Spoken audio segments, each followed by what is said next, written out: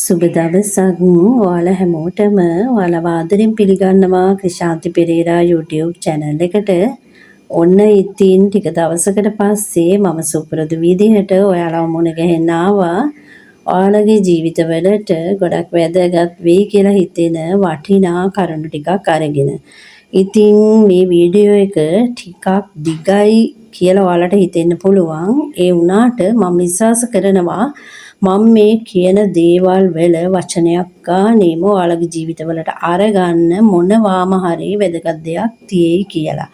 ඉතින් ගොඩක් දෙනෙක් මේ වගේ දේවල් හිතන්නේ නැතුව ජීවිතය ගැන මේ වගේ හිතන්නේ නැතුව තේරුම් ගන්නේ නැතුව වැඩ කටයුතු කරන නිසා තමන්ගේ ජීවිතවලට ගොඩක් ව්‍යසනයන්ට ලක් වෙන්න සිද්ධ වෙලා තියෙනවා.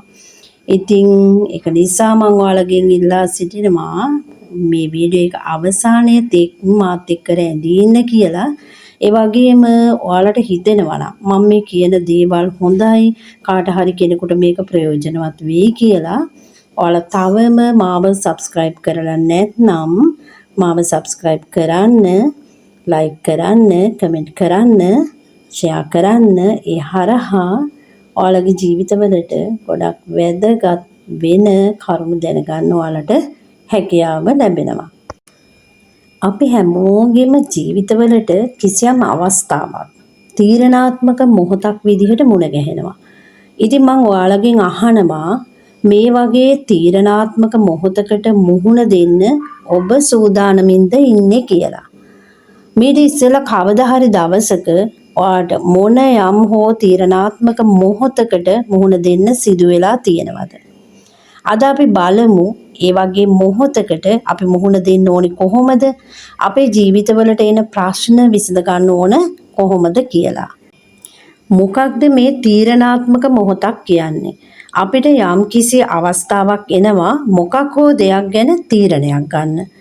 සුළුවට පෙනුනට මේක සරල දෙයක් නෙමෙයි. මේ වගේ අවස්ථාවක ඕනම කෙනෙක් ඇතුළාන්තයෙන්ම යම් කිසි කැළඹීමකටපත් වෙනවා. සාමාන්‍යයෙන් ගත්තොත් 85%කට විතර මේ ගැන අත්දැකීම් තියෙනවා. ඔයාට තියෙන්නේ මුදල් සම්බන්ධ ප්‍රශ්නයක් වෙන්න පුළුවන්. විවාහය සම්බන්ධ ප්‍රශ්නයක් වෙන්න පුළුවන්. නැත්නම් සම්බන්ධතා පිළිබඳ ප්‍රශ්නයක් වෙන්න පුළුවන්. ඉතින් ඔබ මේ වගේ ප්‍රශ්න වලින් පීඩා විඳින කෙනෙක් වෙන්න පුළුවන්. ඒක පීඩාවක් බවට පත් වෙන්නේ මේ ප්‍රශ්නයට විසඳුමක් සොයාගෙන යාමේදී ඔබට යම්කිසි තීරණයක් ගැනීමට ඇති බියම වෙන්නට පුළුවන්. අපි හැමෝම මොන පැත්තකින් අරගෙන බැලුවත් එකිනෙකාට වෙනස්. විවාහයේ පැත්තෙන් බැලුවත්, දරුවෝ හැදීම සම්බන්ධයෙන් බැලුවත්, මේ මොන විදිහකට බැලුවත් එකිනෙකාට වෙනස්. කෙනෙක් නිසි වයසින් විවාහ වෙද්දී, තව කෙනෙක් අඩු වයසින් නැත්නම් වැඩි වයසින් විවාහ වෙනවා. දරුවන් හදන වයස් සීමාවන් වෙනස්. කරන ව්‍යාපාර රැකියාවන් එකිනෙකාට වෙනස්. ඒ නිසා අපි ප්‍රශ්නවලට මුහුණ දෙන විදිහත් එකිනෙකාට වෙනස්. ටිකක් නැවතිලා නිවි සැනසෙල්ලි ඔයාගේ ජීවිතය ගැන හිතලා බලන්න. ඔයාට දැනෙනවද ඔයා නිකරුණේ කාලය නාස්ති කරනවා කියලා? නැත්නම් ඔයා කරන දේවල් වල කිසිම තේරුමක් නැහැ කියලා දැනෙනවද? ඔයාට තීරණ ගන්න අමාරුද? මට කිසිම දෙයක් හිතන්න හිතේ ශක්තියක් නැහැ වගේ කියලා දැනෙනවද? අඩුම තරමේ ඔයා කැමති මොනවටද කියලාවත් ඔයාට හැඟීමක් නැද්ද? හැම දෙයක් ගැනම කලකිරිලා එපා වෙලාද? ඔයා මානසික ආතතියෙන්ද?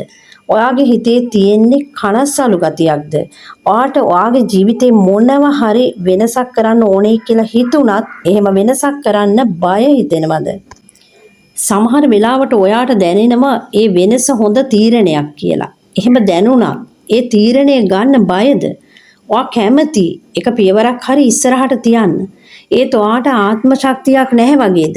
ඔයා තුල තියෙන මේ කනස්සල්ලට හේතුව මොකක්ද?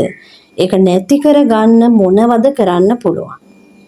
සමහර විට ඔයා ජීවිතයේ මුල් කාලේ එහෙම නැත්නම් තරුණ කාලේ වෙන්න පුළුවන් මුහුණ දුන්නු යම්කිසි අත්දැකීමක් යම්කිසි ප්‍රශ්නයක් මේකට හේතුව වෙන්න පුළුවන්. ජීවිතේ මැද වයසට එනකොට අපිට තියෙන ගැටලු වල ස්වභාවය අර තරුණ කාලේ තිබිච්ච ගැටලු වලට වඩා වෙනස් වෙනවා. රැකියාව අහිමිවීමක් වෙන්න පුළුවන්. ජීවිතයට ගොඩක් සමීප බැඳීමක්, බිඳියාමක් වෙන්න පුළුවන්. විවාහය බිඳ වැටීමක්, හුදකලා වීමක් වගේ, තනිවීමක් වගේ දෙයක් සිද්ධ වෙන්නට හේතු වන්නට පුළුවන්. ඉතින් මොකක් හරි තීරණාත්මක අවස්ථාවක් ආවහම මිනිසෙකුගේ ජීවිතේ යම් පීඩනයක් ඇති කරනවා. අපි මුහුණ දෙන සමහර ප්‍රශ්න තියෙනවා. ඇත්තටම ඒවා අපේ වරදින් සිද්ධ වෙන දේවල් නොවෙන්න පුළුවන්. දැන් ඊළඟ පියවර තමයි ඔයාට ඇවිල්ලා තියෙන තීරණාත්මක මොහොතක් කියලා හඳුනගන්නේ කොහොමද? ප්‍රධානම දේ වෙන්නේ ජීවිතේ කරන්න ඕන මොනවද කියලා ඔයාට අදහසක් නැතිවීම. ඔයා කවදාවත් ඔයාගේ ජීවිතෙන් අහලා තියෙනවද මේ ජීවිතේ මම කරන්න ඕන දේවල් මොනවද කියලා? එහෙම අහලා තියෙනවා නම් ඔයා ගොඩක් දේවල් ගැන අත්දැකීම් ලබලා තියෙන කෙනෙක්. ඒත් ඔයා ජීවිතේ කොච්චර පීඩන වලට මුහුණ දීලා තිබුණත් ජීවිතේ වෙනස් කරන්න ඕන කියලා තීරණය කරන්නේ පළමු වතාවට නම් ඒක ඔයාට ලොකු අභියෝගයක් වෙන්න පුළුවන්. ඔබ ජීවිතේ කොතනක හිටියා ඔබට දැනෙනවද අවිවේකී බවක්, නිකන් කිසිම සැනසීමක් නැහැ වගේ හැඟීමක්? සමහර විට ඔයා කරන රැකියාව වෙන්න පුළුවන්. රැකියා ස්ථානයේ ඔයාට ලොකු පීඩනයක් දෙන තැනක් වෙන්න පුළුවන්. මීට වඩා වෙනස් දෙයක් අවශ්‍යයි කියලා ඔයාට දැනෙන්න පුළුවන්. මේක රැකියාවේ විතරක් නෙමෙයි, ගෘහ ජීවිතයට උනත් අදාළ වෙන්න පුළුවන්. කුමක් හෝ දිගු කාලීන නීරස ජීවිතයක හෙම්බත් වෙලා ඔයා ඉන්නකොට යම් වෙනසක් අවශ්‍යයි කියලා ඔයාට හිතෙනවා නම්, ඒ වෙනස මොකක්ද කියලා ඔයාට වැටහෙනවා නම්, ඔයා ඒ තීරණය ගන්න තරම් නිර්භීත නම් ඔයාට ජීවිතයේ සහනය ළඟා කරගන්න පුළුවන්. කාලයක් යනකොට කෙනෙකුගේ සාමාන්‍ය සම්බන්ධතා වෙනස් වෙන එක ඊටාම සාමාන්‍ය දෙයක්. ඒත් ඔයාට දැනෙනවා නම් ඔයාගේ සම්බන්ධතා ඊටාම අසාමාන්‍ය විදිහට වෙනස් වෙනවා කියලා. ඒකෙන් කියවෙන්නේ මොකක්ද කියලා හිතලා බැලුවද? බරපතලම දෙයක් විදිහට දකින්න පුළුවන් ඔබේ සහකරුවා සමග තිබුණු සම්බන්ධතාවය බිඳී යාම. ඉතින් ඔයා තීරණය කරනවා ඔහුගෙන් අයින් වෙන්න. මේක ඔයා විසින් ගන්න, ඔයාටම ආවේනික වෙච්ච හේතුවක් මත ගන්න තීරණයක් වෙන්න පුළුවන්. ඒත් ඒ තීරණය විසින් ඔයාගේ අනාගතය සැලසුම් කරනවා. සමහර විට මෙහෙම වෙන්නත් පුළුවන්. මොන ප්‍රශ්න ආවත් මම මගේ සහකරුවා එක්ක ඉන්නවා කියලා තීරණය කරන්නත් පුළුවන්. ඒ තීරණයක් ගන්න බැරි කෙනාට මෙහෙම හිතෙනවා. ඇයි මම සම්බන්ධතා වෙනස් කරන්නේ? ඇයි මේ සම්බන්ධතා මට ප්‍රශ්නයක් වෙන්නේ? ඇයි මේවා මගේ ජීවිතය අවුල් කරන්නේ? එහෙම හිතන්නත් ඔයාට හේතු තියෙනවා. මොනවද ඒ හේතු? මේ වගේ තීරණයක් ගත්තොත් සමාජයෙන් කොන් වෙයි කියලා සාධාරණ බයක් ඇති වෙන්න පුළුවන්. එහෙම නැත්නම් මම මේ වගේ යාළුවෙක් ආශ්‍රය කළොත් Taman කොන් වෙයි කියලා හිතෙන්න පුළුවන්. එහෙම දැනෙනවා නම් දෙපාරක් හිතන්න එපා. ඔයාට හරි නොයන මොනවා හරි දෙයක් එයා ළඟ තියෙන නිසානේ ඔයාට එහෙම හිතෙන්නේ. එහෙම හිතෙනවා නම් ඔයාගේ මට්ටමට ගැලපෙන සම්බන්ධතා ඇති කරගන්න. නැත්නම් ඔයා පවත්වාගෙන යන සම්බන්ධතාවලට අනුකූල වෙන විදිහට ඔයාගේ මනස හදා ගන්න. මිනිසුන් හැම විටම ජීවත් වෙන්නේ අරමුණක් හොයනවා. නැත්නම් ඉතින් දැන් ඉන්න විදිහට වඩා ඉහළ මට්ටමකට යන්න විදිහක් හොයනවා. ඔයාට ඔයාගේ ජීවිතයේ අරමුණක්, අදිෂ්ඨානයක් හරි අඩුම වශයෙන් ප්‍රාර්ථනාවක් හරි තියෙන්නම ඕන. ඒත් ඔයාට හිතෙනවා නම් ජීවිතේ කරන කියන දේවල් වල කිසිම වටිනාකමක් ප්‍රයෝජනයක් නැහැයි කියලා ටිකක් නැවතිලා ඔයාගේ ප්‍රතිරූපය දිහා බලන්න. සමහර වෙලාවට අපි ඔහෙ කරන්නම් වාලේ තව කෙනෙක් කරන නිසා හරි ජීවත් වෙන්න හරි නිකන් ඉන්න බැරිකමට හරි මොනවා හරි දෙයක් කරනවා මිසක් අරමුණක් ඇතුව වැඩක් නොකරනවා වෙන්න පුළුවන්. ඔයාගේ කාලය උදේ ඉඳන් රෑ වෙන කල්ම ඔහේ අනුන්ගේ වැඩ කරමින් කිසිම හොඳක් ප්‍රශංසාවක් අහන්නේ නැතුව අඩුම ගානේ ස්තුතියක්වත් නැතුව ගෙවිලා යනවා වෙන්න පුළුවන්. එතකොට ඔයාට හිතෙන්නේ මොකක්ද? කොච්චර කළත් ඔච්චර තමයි කියන හැඟීම නේද ඔයාට ඇති වෙන්නේ. එහෙම නැත්නම් ඉතින් ඔයාටම හිතෙනවා ඇති මම මෙලෝ රහක් නැති මිනිස්සෙක් නේද කියලා. ඒක නිසා ඔයා කරන්න ඕනේ ඔයාගේ ජීවිතේ සැඟවිලා තියෙන වටිනාකම් මොනවද කියලා හොයාගන්න එක. ඔයා කොච්චර වටිනා දේවල් හොඳ දේවල් කළත් ඔයාගේ ජීවිතේ දන්න අඳුනන මිනිස්සු කවදාවත් ඔයාට අත්පුඩි ගහන්නේ නැති වෙන්න පුළුවන්.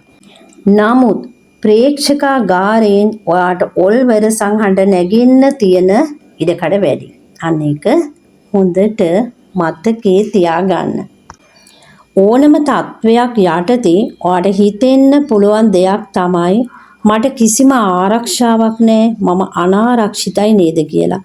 තීරණාත්මක මොහොතකදී ඒක තදින්ම දැනෙන්න පුළුවන්.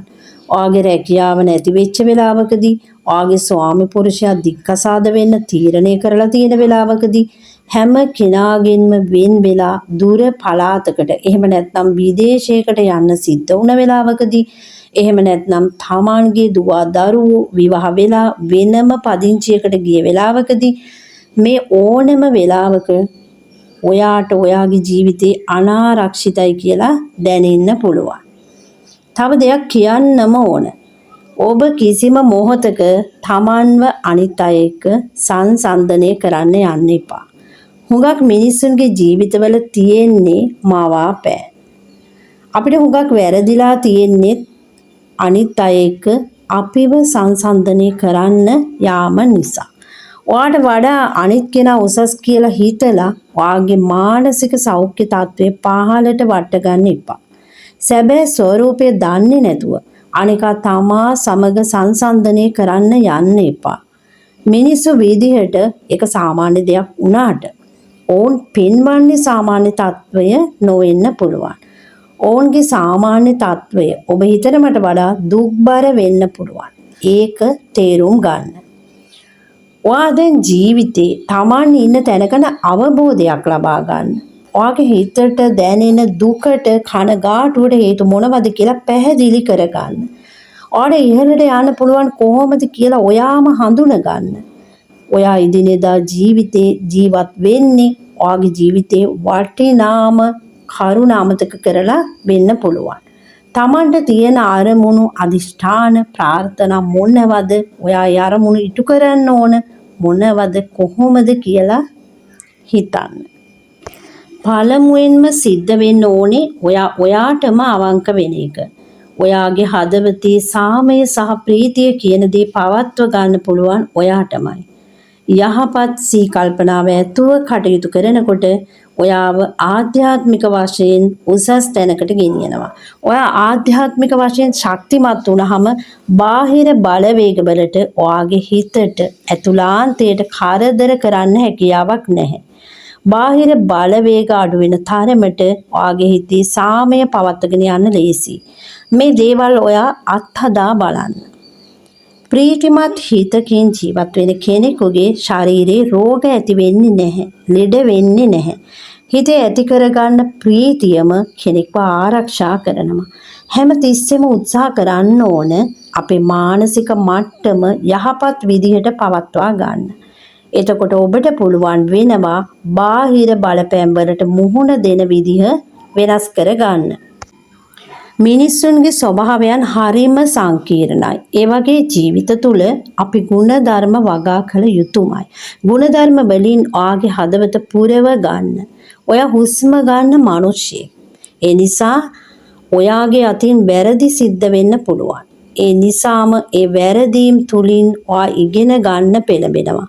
සෑම හරියාමක්ම වැරදීමක ප්‍රතිඵලයක්. තව කෙනෙකුගේ වැරද්දකට සමාව දෙන්න හැම මොහොතකම උත්සාහ කරන්න. කරුණාව, දයාව කියන දේ හදවතේ පුරව ගන්න. ඔයාටත් වැරදීම් සිදු වෙන නිසා තව කෙනෙකුට සමාව දෙන්න තරම් නිහතමානී වෙන්න. සාර්ථකත්වය කියන්නේ නිල ඇඳුමක් නෙමෙයි. ඒ නිසා අපිට අපි ගැන සමාජයෙන් මොන වගේ පණිවිඩයක් අහන්න ලැබෙයිද දන්නේ නැහැ. ඔයා සාර්ථකයි කියලා තව කෙනෙකුට පේන්නේ ඔයා සහ ඔයාගේ පවුල, ඔයාගේ පවුලේ සමාජිකයන් ජීවත් වෙන ආකාරය අනුව. ඔයා සමාජයේ ජීවත් වෙන ආකාරය අනුව. ඔබ යා යුතු ගමන ගැන, ඔබ ජීවත් වෙන්න ඕන විදිහ ගැන ඔයාගේ හදවත ඔයාට කියනවා. ඉතින් හදවත ඔයාට ගායන රිද්මය හඳුන ගන්න. මං කලිනුත් කිව්වනේ අපි මිනිසුන් වශයෙන් එකිනෙකාට වෙනස්. ඒ නිසා අපේ සාර්ථකත්වය එකම විදිහට බලාපොරොත්තු වෙනවා නම් ඒක විහිළුවක්. පුජ්‍යලයාගෙන් පුජ්‍යලයාට ප්‍රශ්න, කඩාවැටීම්, බලාපොරොත්තු කඩවීම් ඇති වෙන විදිහ වෙනස්. ඒවට එකිනෙකා මුහුණ දෙන විදිහත් වෙනස්. ඉතින් ඔයාට අනේකා වෙන්නවත් අනේකාට ඔයා වෙන්නවත් බැහැ. ඔබ ඔබම පමණයි. ජීවිතේ කොච්චර කඩාවැටුණත් මැරෙන කල්ම අපගේ ජීවිතයේ යම් අදිෂ්ඨානයන් තුළ තමයි අපි ජීවත් වෙන්නේ. මේ කඩාවැටීම් කොයි වෙලාවක වෙනවද කියලා අපිට කියන්න බැහැ. සමහර වෙලාවට ඒ හැම දෙයක්ම අපිට වළක්වන්නත් බැරි වේවි. ඒත් අපිට කරන්න පුළුවන් දෙයක් තියෙනවා. මොන ව්‍යසනයක් ජීවිතයට කඩාපාත් වුණත් ඒකෙන් ඔයාගේ ජීවිතේ නැවතුණා කියලා හිතන්න එපා. ඒක සාමාන්‍යයෙන් අපි ජීවත් වෙනකොට බලාපොරොත්තු වෙන්න ඕන දෙයක්. ඒක හැම වෙලාවකම නරක දෙයක් වෙන්නේ නැහැ. මානසික පීඩනය අභිබවා යාමෙන් තමයි මිනිස්සු නැගිටින්නේ. හැම වෙලාවෙම අපිට සුව පහසු ජීවිත ලැබෙන්නේ නැහැ. hina වෙන්න අයිතියක් තියෙන්නේ, hinaවක වටිනාකමක් දන්නේ හඬා වැටුණු මිනිසුන්ම විතරයි. විශාල අහිමිවීමකින් තොරව කිසිදු හිමිවීමක් ඔයාට ලැබෙන්නේ නැහැ. ඉතින් මම විශ්වාස කරනවා ආලට මොනවා හරි වටිනා දෙයක් ලැබෙන්නේ ඇති කියලා. සතුටින් පරිස්සමින් ඉන්න. වීඩියෝ එක අවසන් වෙනකම් මාත් එක්ක රැඳිලා හිටියට ස්තුතියි. ඔයාලා හැමෝටම තෙරුවන් සරණයි. සුබම සුබ දවසක්.